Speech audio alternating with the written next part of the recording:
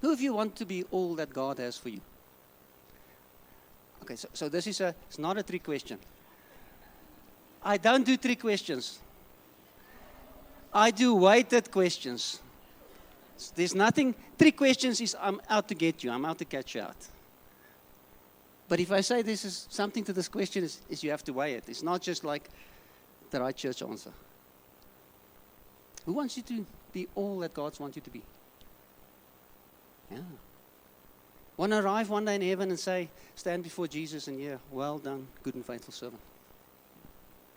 That's what we live for. So I think this morning this message is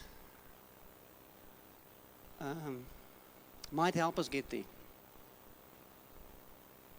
I think this message can help us big time to get there. But there are a couple of prerequisites that we first have to deal with. So first we must consider carefully again for ourselves. And you must answer for yourself, do I believe the Bible? And everything in that. Not just like good Christians should. Is that something that's a conviction in my heart? Do I truly believe the Bible? So we have to deal with, if I don't do that really, I'm going to struggle. I'm going to struggle today especially.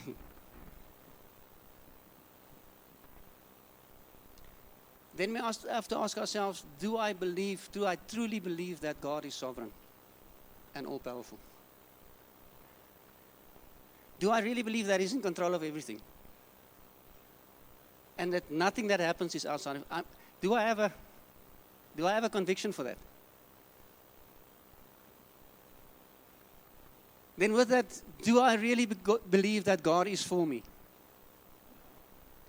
Do I have a thing in my heart that He really loves me, that He's for me? And then the last thing that might be helpful today, maybe more or less, do you believe that Danie is here to help you?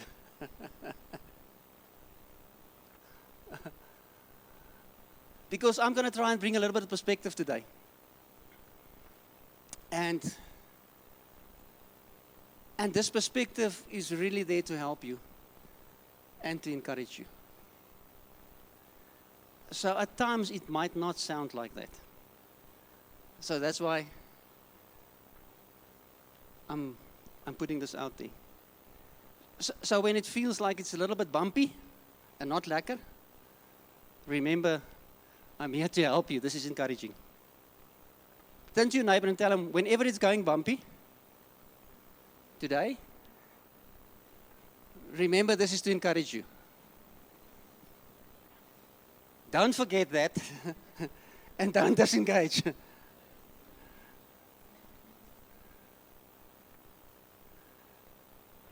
So normally in my prep for a Sunday, there's something that the Lord is stirring in my heart, and then I prepare it, and I got all together, and then at the end, I must come up with a title for it. It's like, what am I going to call this? So that's normal my process.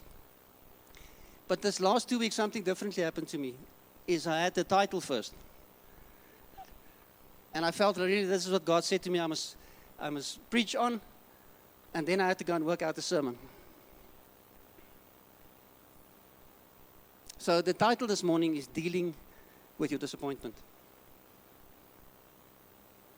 And if I want all that I want to be or need to be before God one day, then I need to learn how to deal with my disappointment.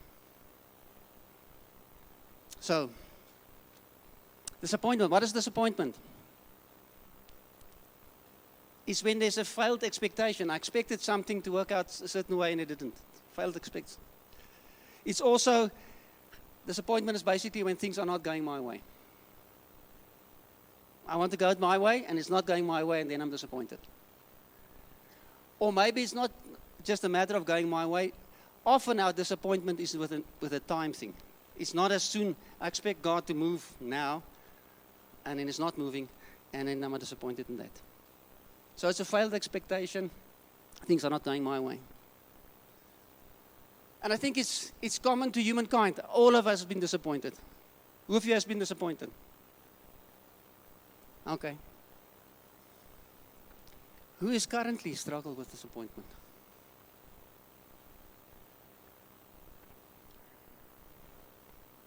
I believe God wants to help you today to deal with disappointment. And my trust is really in the Spirit of God to do something in your heart and for you to engage with that. More than in a sermon or in just a preach. And I've got this expectation that on all levels He's going to deal with us. But especially for people that struggle with a long history of disappointment. In that area that He wants to minister to you today. Yeah, and dealing with disappointment, I'm just going to scratch the surface. I'm going to just focus on one little area. This is not the all and all of it. And it comes in many different forms, many different ways of life. Might apply differently to different people. But normally we're disappointed in people. Who've you been disappointed in people? Who've been disappointed in circumstances, things not going? Yeah. Who's been disappointed in yourself? Who of you has been disappointed in God? Be honest, if you look at all of these things, for us as Christians, it will boil down to disappointment in God. Actually. People hurt me, I'm disappointed in people. Why did God allow that people to hurt me like that? Why did He allow circumstances? Why did God allow this circumstance in my life? Myself, why did God help me to be a better person? So, actually, all of our disappointment, some way, trace back to God. And we're disappointed in Him. And I think, and disappointment is common to everybody, Christians and non-Christians. But I think Christians carry more disappointment than non-believers. What would they be disappointed in? They believe in nothing, they cry for you. But it's us that believe in God, that has got promises from God, that God's a hope in God, that often get more disappointed. And just prepping on this, if you go look at that, I don't think there's a Bible character that didn't deal with disappointment. And on each one of them, you can go do a different sermon. Abraham and Sarah. Huh? They were waiting for more or less 25 years for a promise. Who of you have got promises from God outstanding more than 25 years? Why is He not coming through for me? He promised, I got this prophetic word. They had that promise for more than 25 years. And then the promise came. And then the disappointment. Go and sacrifice your promise. What? What disappointment? Joseph, sold into slavery, also had a promise. Also had the code, also had the dream from God. This is what you're going to do. And then he ended up in jail. More or less 13 years. Before the promise came into fulfillment. Think about Israel in Egypt. 400 years. Not all of that was slavery. About 200 years of that was slavery. But for 200 years. Think of the disappointment. We're the promised nation, we're the people of God, and here we work in slavery for 200 years. Moses is the delay he had from, he's going to save Israel, and then he had to go to the desert, and then back, and then 40 years later in the desert again. Many, many years before he saw that fulfillment. David, King David, being appointed king, being anointed king, got this position from the Lord. And then how long he had to wait, and disappointment, and being betrayed, and hunted, and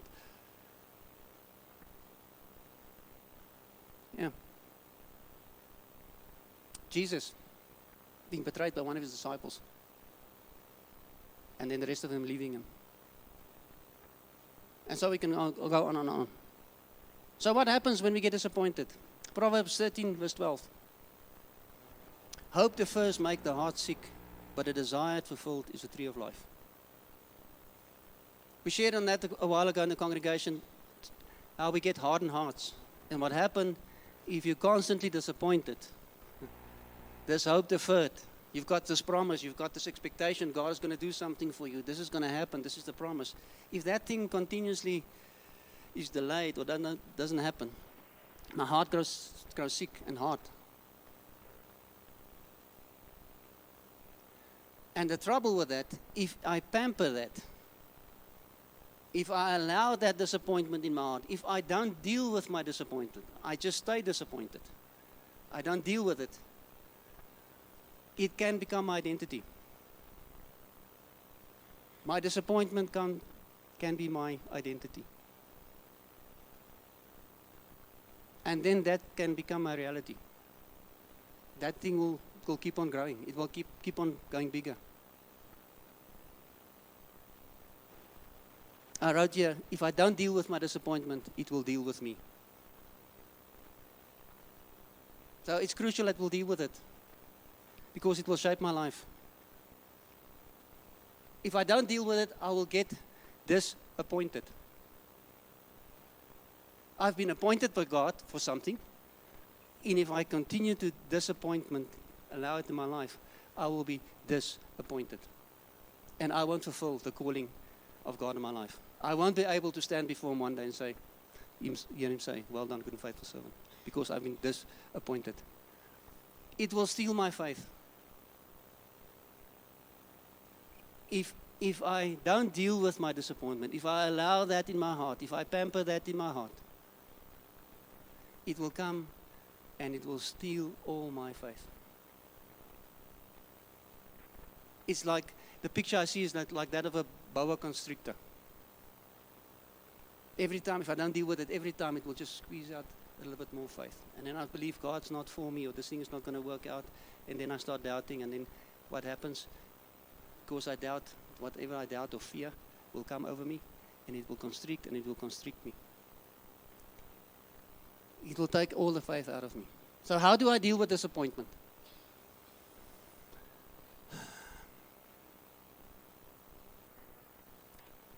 I know somebody, this is his famous quote, and I never believed it up until about a week ago.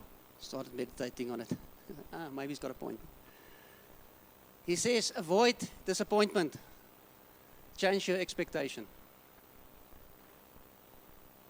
So this is the message this morning. If you can grasp that, to avoid disappointment, change your expectation. And don't here settle for less. This is not what I'm saying. It's actually having a high expectation. But I have to change my expectation. The question is, the expectation I have, is it the right expectation? So here is where it gets a little bit bumpy. Disappointment comes when I'm not having my way. And in Christianity, our mindset over time has become that because I'm a Christian, because I'm a child of God, everything should go my way. And that's not biblical.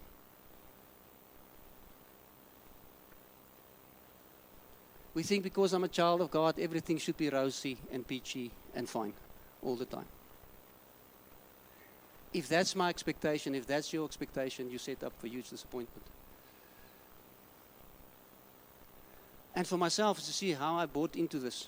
So in Christianity, we no longer have a theology or a thinking for suffering, for pain, for loss. Everything has to be perfect always. And that's the wrong expectation.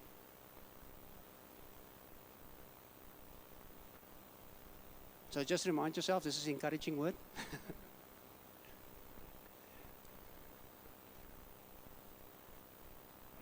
If you don't change your expectation, you will always be set up for disappointment.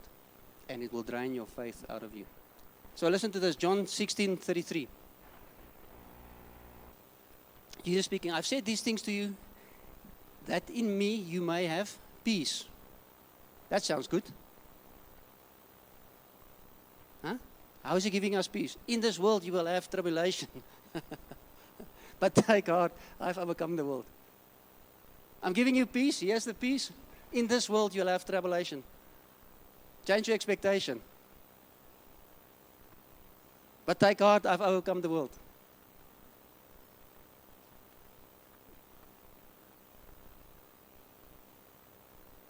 So as Christians, we need to change our expectations to a higher one. So I'm going to start off first by do you believe the Bible? Do you believe all of the Bible? And some of you guys don't believe all of the Bible. Some of you guys only believe the New Testament. So I decided I'm going to help you today. I'm just going to quote from the New Testament. James 1, verse 2 and 4. Count it all joy, my brothers, when you meet trials of various kinds. All joy. Be very happy when it's going not that well with you. Etienne, you're on a good wicket. Car's broken, things are not working out. I'm going to go for the Lord. Count it all joy, my brothers, when you meet trials of all kinds. For you know that the testing of your faith produces steadfastness. And let the steadfastness have its full effect, that you may be perfect and complete, lacking in nothing. So what is my expectation? Smooth sailing? Or to become perfected, complete, lacking nothing in Christ? Which one do I want? What do I expect of my life? Romans 5, verse 3 to 5 in Amplified. Moreover, let us also be full of joy now. Let us exult and triumph in our troubles. And rejoice in our sufferings. Huh? I must be honest, this is foreign to me. It's like, I know the scriptures. I know it so well. It sounds so good. But is that my posture? Or do I want things to go my way? Moreover, let us also be full of joy now. Let us exult and triumph in our troubles and rejoice in our sufferings, knowing that pressure and affliction and hardship produces patience and unwavering endurance. And endurance, fortitude, develops maturity of character. Approves faith in tried integrity. A character of sorts produces a habit of joyful and confident hope in eternal salvation. So what is my expectation? What do I expect? Smooth sailing? Or do I have expectation for maturity of character? What am I aiming at? 1 Peter 1. Okay, just turn to your neighbor and say, this is an encouraging word.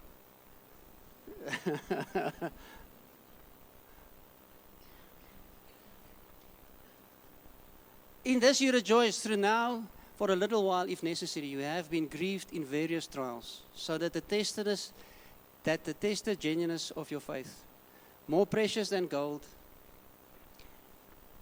that perishes through its test by fire, may be found to result in the praise and the glory and the honor at the revelation of Christ Jesus. What's my expectation? Smooth sailing? Things going my way? Working out for me? Or a genuineness of faith?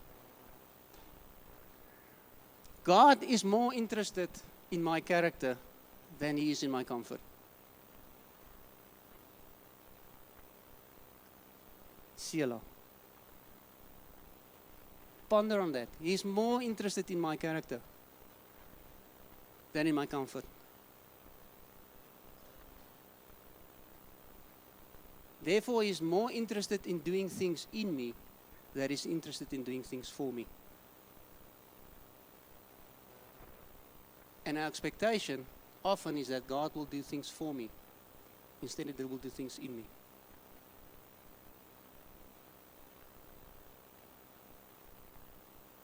Second Corinthians 12.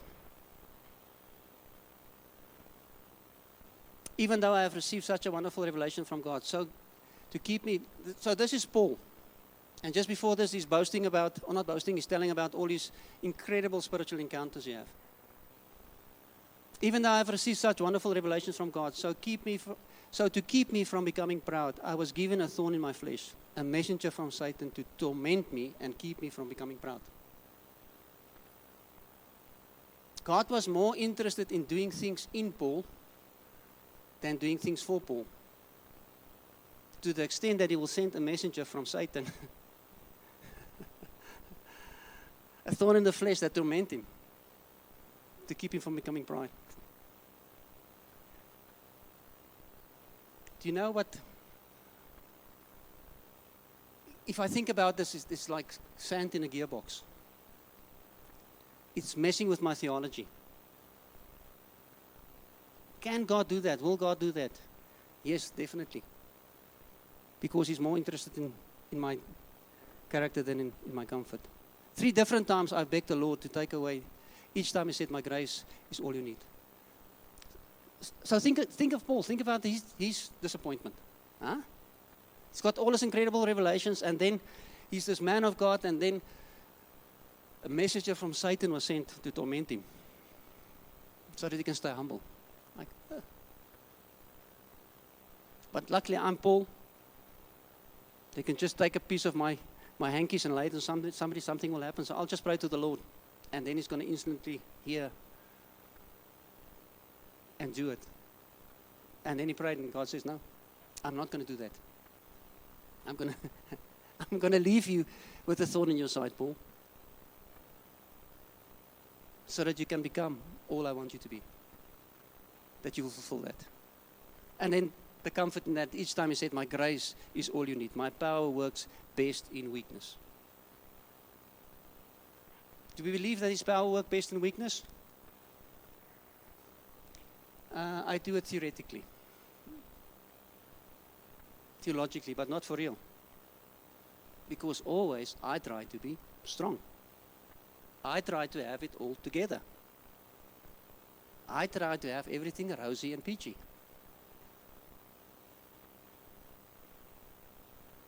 So I'm glad to boast about my weakness so that the power of Christ can work through me. That's why I take pleasure in my weakness. What? And in insults, in hardship, in persecution, and troubles that I suffer for Christ. For when I'm weak, I'm strong. You know, if I can change my expectation to something like this, impossible to be disappointed. He's really more interested in my character than in my comfort. He's more interested to work in me than to do things for me.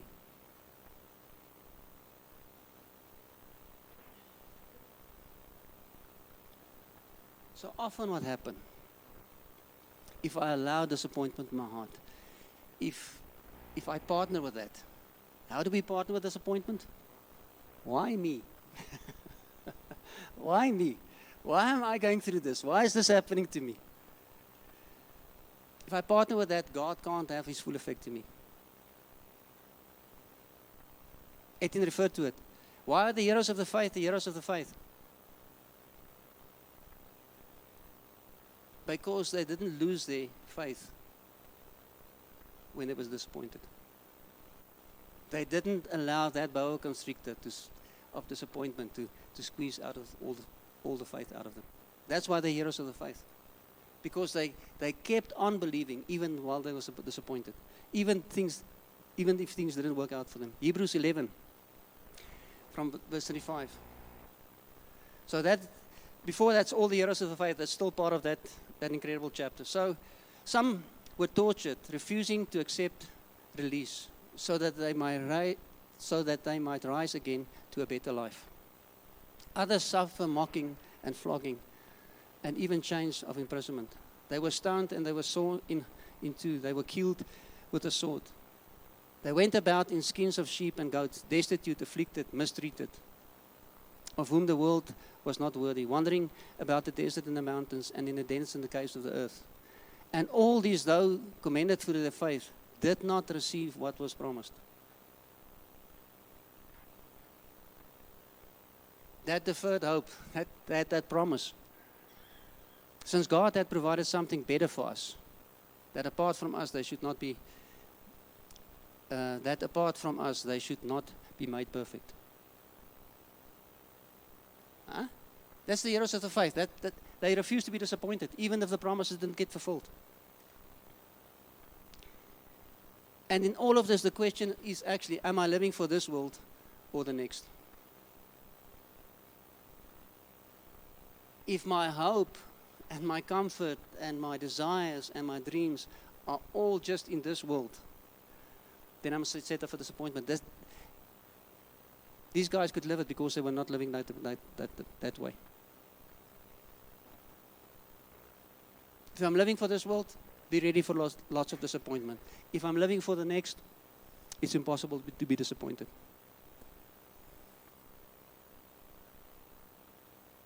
And what am I aiming for myself? Am I aiming for comfort? Or am I aiming to become Christ-like? What do I want for my life?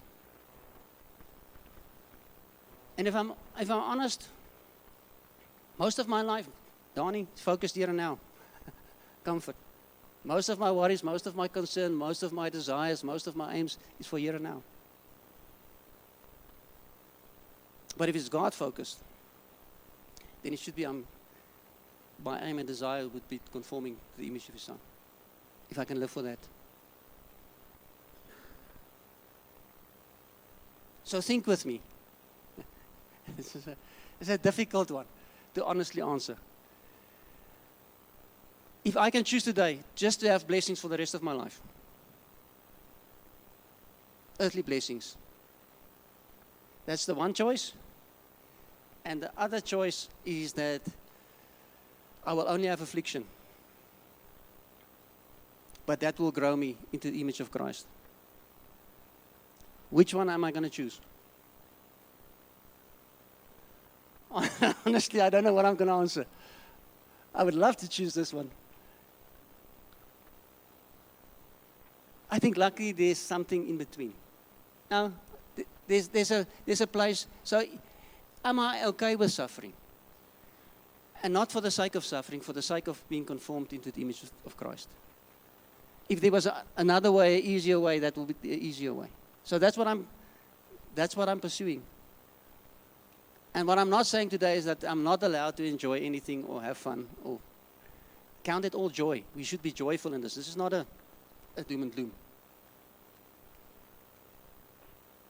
But yeah. Such a big part of our disappointment is locked up when God does not answer our prayers quickly.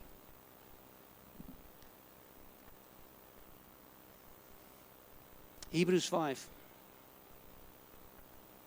This is Jesus Himself. In the days of the flesh, Jesus offered, I don't think it's up there. In the days of Jesus, okay, let me try again. Hebrews 5 verse 7. In the days of His flesh, Jesus offered us up prayers and supplications with loud cries and tears to Him who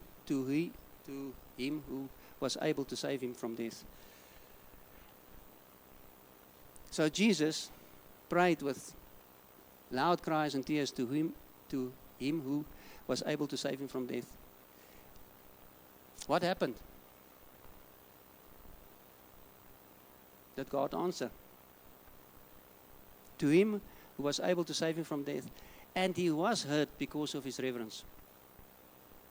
Although he was a son, he learned obedience through what he suffered. If Jesus was tempered, and he had to learn obedience by not having prayers answered immediately or in the way expected. This verse actually said that he was hurt.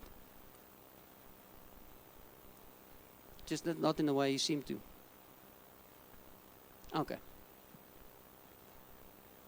So this is what the Bible teaches. There's a lot of things not going to go our way. And the purpose of that is to turn us more and more into the image of Christ. And that's why I can rejoice in that. I'm not rejoicing in suffering for the sake of suffering. I'm rejoicing in that for the fact that God is using that to shape me. Back to the question, do I believe that God is sovereign and He can do anything? Do I truly believe that?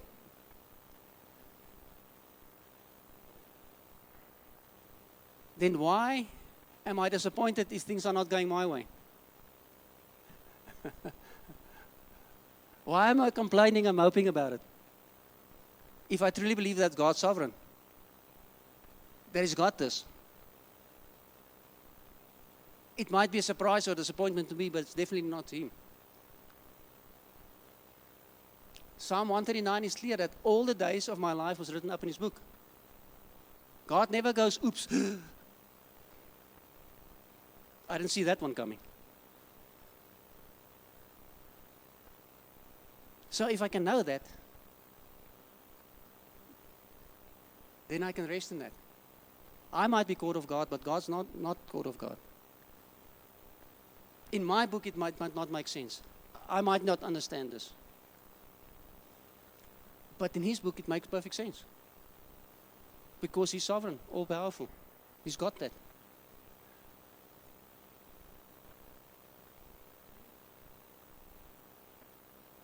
And it doesn't matter if my disappointment is my own doing, the enemy's doing, somebody else is doing. Do I truly believe that God is big enough? That he's sovereign? That he knows what he's doing?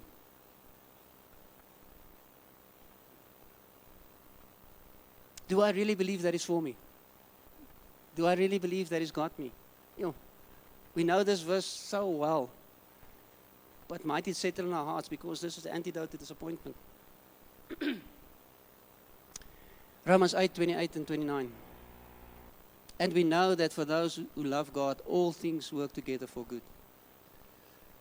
You can go and look up the Greek for all there. It means all, everything. All things. The good, the bad, the ugly. That's why we were worshiping this morning. He's so other than us. It does not make sense to me how this thing can be for my good, but for him. And we know that for those who love God, all things work together for the good. For those who are called according to his purposes. For those whom he foreknew, he also predestined to become conformed to the image of his Son, in order that he might be the firstborn amongst brothers. That's his heart, that's his purpose. He will use all things, to shape us into the image of his Son. Isn't that for you a big comfort this morning? So I don't know what you're facing. And I don't want to be insensitive. I don't have an idea. I don't have an idea how long it's coming on. But if you deal accurately with your disappointment, if you allow God, if you can grab onto this verse and say, he's working this for my good.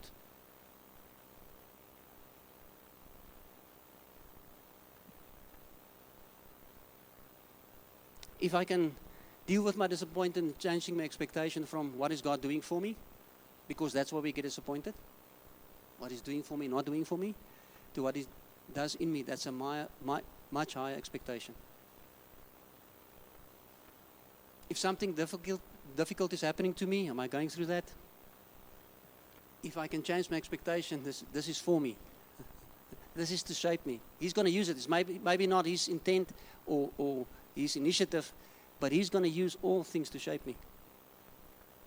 It's not nice. It's not easy. I don't understand, but I don't need to understand. I can trust that he's sovereign, and I trust him that he is for me, that he really loves me. And therefore, he will use this thing. Even doesn't matter how hard it is to understand. But I need to steward that correctly. Listen to the end of this. 2 Corinthians 4 verse 17. For our light momentarily affliction, the slight distress of the passing hour, is even more and more abundantly preparing and producing and achieving for us an everlasting weight of glory. These things I'm going through, more and more abundantly preparing for and producing and achieving for us an everlasting weight of glory. Beyond all measure, excessively surpassing all comparison and all calculation, a vast and transcendent glory and blessedness never to cease. Huh? Avoid disappointment. Change your expectation. Change your thinking. Can we do that and say, I'm not going to mope. I'm not going to partner with this. I'm not going to ask why me. I'm going to see it as a tool that God is using to shape me and to get for me an incredible inheritance. He is absolutely for me, even in my biggest trial, even in my biggest disappointment. We read in James 1 that the steadfastness have its full effect, that you may be perfect and complete, lacking nothing. His heart for me, his heart for you is that you will lack nothing. That you will be able to stand before him perfect one day, accomplishing all. hearing, well done, good and faithful servant. That's his heart for you. So when we go through these things, we feel tested. And the purpose for a test is always qualification. So there's a thing of the Greek word for testing and tempting is the same word. The difference is God tests us with the idea to qualify us. Why are you writing exams? To pass, to qualify, become an engineer. Or archaeologist. It is to qualify you. When the enemy tempts me, it's to disqualify me. And in this, it doesn't matter how hard this test seems to you. You've got a promise that he won't test you above your ability. You might be feeling, oh, I'm at breaking point. Lord, not anything more. I want you to take courage in that. If you feel that the test is high, it's because the qualification is high. That's where he's aiming with you. If the test is really difficult, he says he won't do that above your ability. He sees something in you that you don't see yourself. That's why I test you that way. I'm not going to go further into the testing thing. I would highly, highly recommend you go to 412 YouTube or the app. There's a sermon by Andrew Selly on testing, a recent one. It's brilliant. It will help you a lot. It goes hand in hand with today's message. What does testing look like from God's perspective? Okay.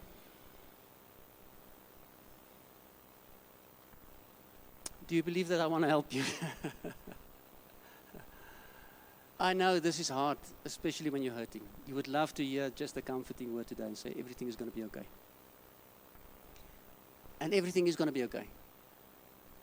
Maybe not just in this life. Some of it, that's what we're pressing for. I would love to see things in this life work out for me and for you. And some of it will. But some of it won't. But what I have full confidence in is that one day, in eternity, everything will work out for my good. I will be able to stand before him and hear, well done, good and faithful servant. That's what he's after. Practically, I think we're going to go through a practical exercise and then we're done for this morning. So maybe just close your eyes and relax.